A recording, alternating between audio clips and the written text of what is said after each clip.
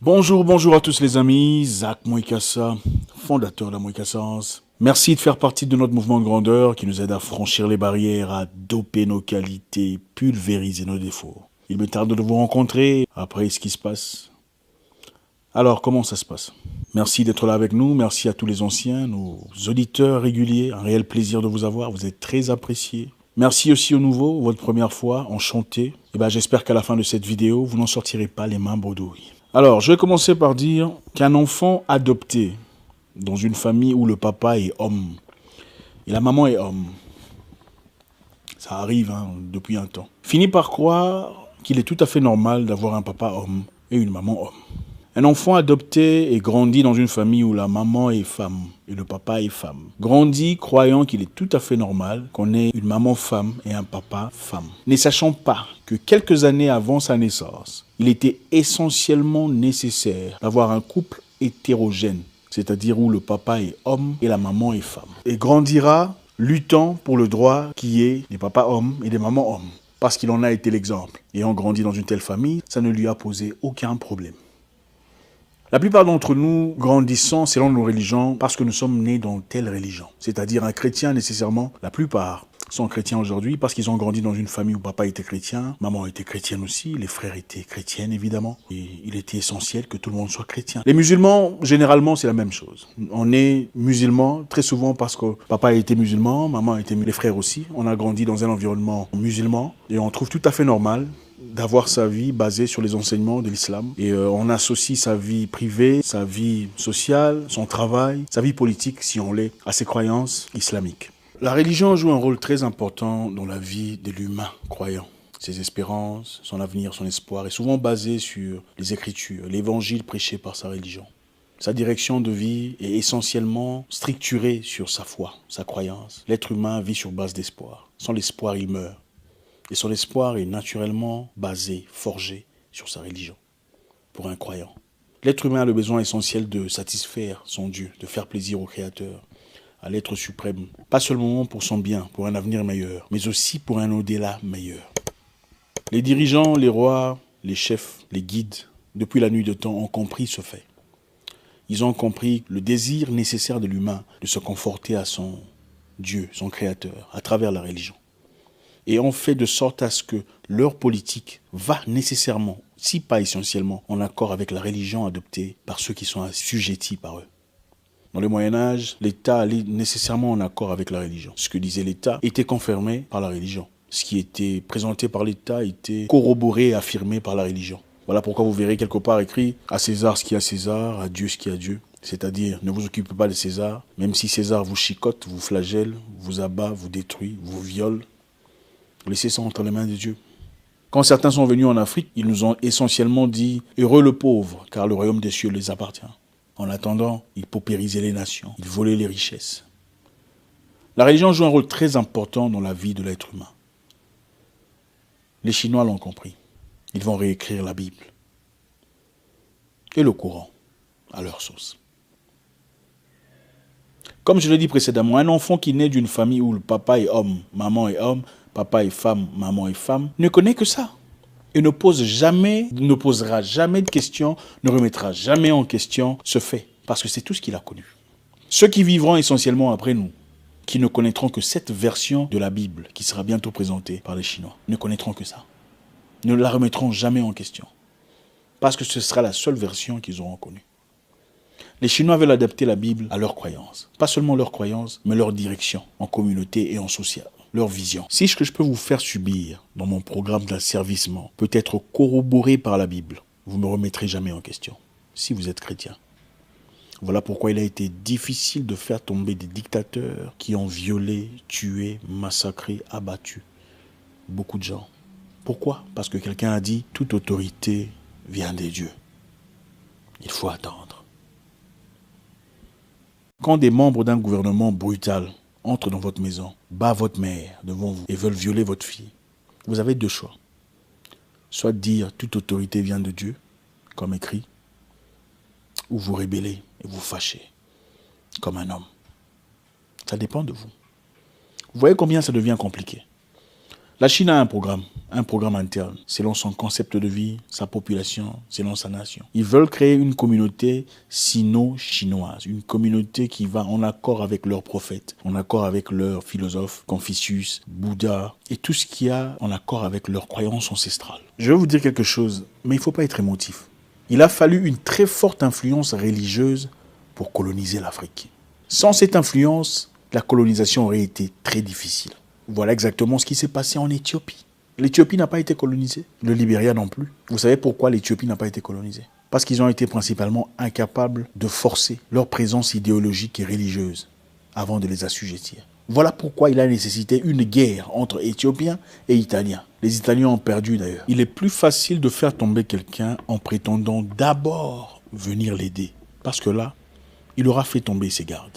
C'est exactement ce qu'ont fait les Européens en venant en Afrique. Nous sommes venus vous civiliser. Ce que vous faites, ce n'est pas bien. Mais en attendant, il y avait une autre politique. Une politique militaire, une politique d'occupation. Les Chinois avaient, il y a quelques années, 250 millions de chrétiens, mais qui ont été forcés silencieusement à adopter une nouvelle version du christianisme. Un christianisme adapté au confucianisme et au bouddhisme, dans le but de combattre l'idée christianiste, l'image du christianisme adaptée par les Blancs. D'un Jésus blanc, d'une Marie blanche, d'un Joseph blanc, d'un Moïse blanc. Voilà pourquoi l'image, la représentation est très nécessaire. Aujourd'hui, si vous prenez une photo de Jésus, pour ceux qui mettent des photos de Jésus, d'un Jésus noir, vous mettez dans les murs, vos visiteurs vous prendront pour qui? Pour un sorcier. Pourquoi? Parce qu'il a été implanté quelque part dans leur cerveau que Jésus doit nécessairement être de teinte claire. Il ne peut pas être noir. Ça, c'est simplement pour vous montrer l'impact qu'a la religion dans nos vies de chaque jour, en parlant des chrétiens. Très bientôt, les Bibles que vous voyez aujourd'hui ne seront plus. Ils ont déjà commencé un travail incroyable de disparition de documents originaux. Regardez vos versions de Bible sur Internet. Elles ne sont pas en accord avec les versions de Bible imprimées. Il y a des versets qui ont disparu. Et ça continue de disparaître.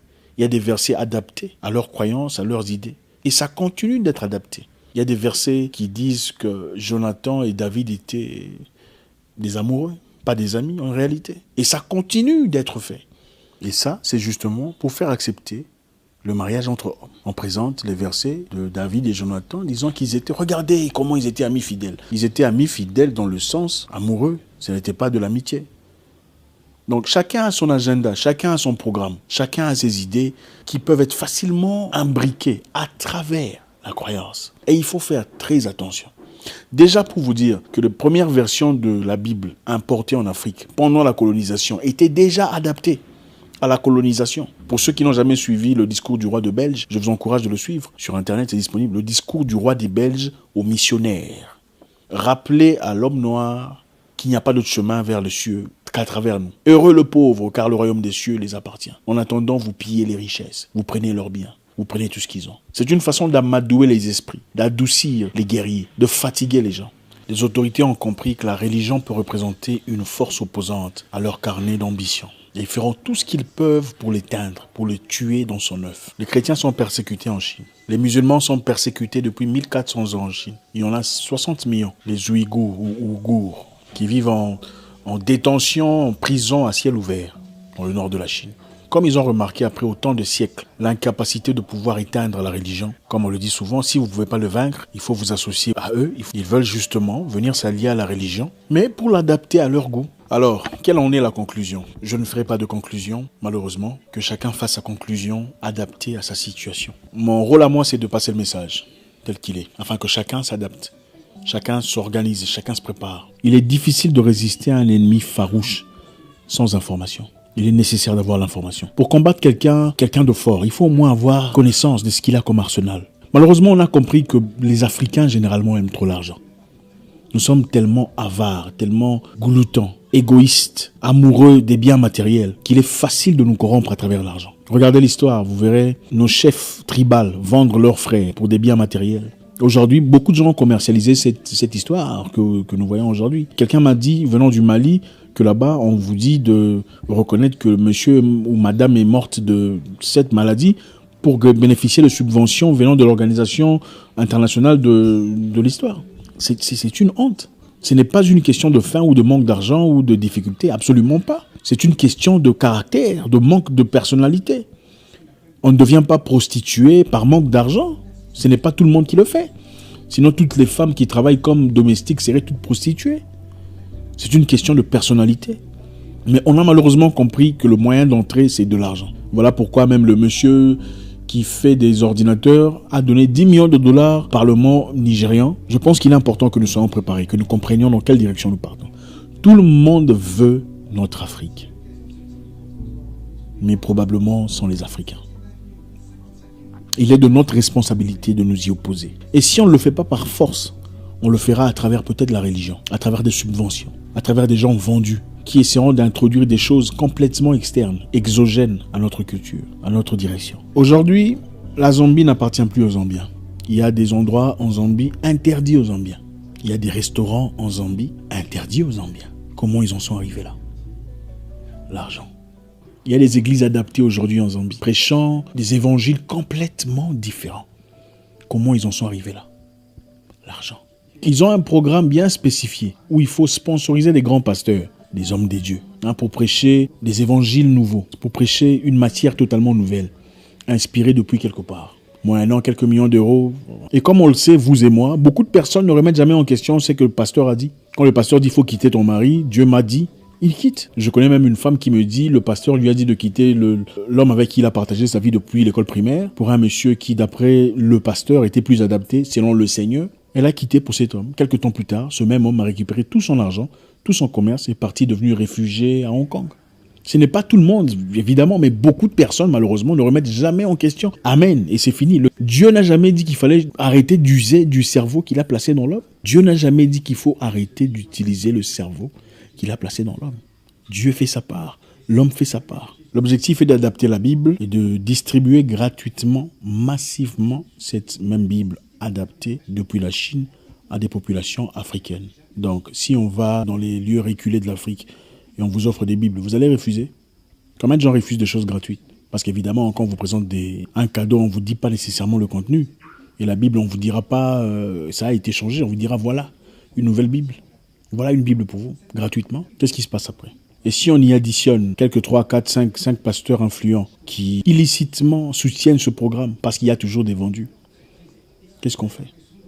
On doit être préparé. Mais pour être préparé, il faut savoir. Il faut avoir de la connaissance.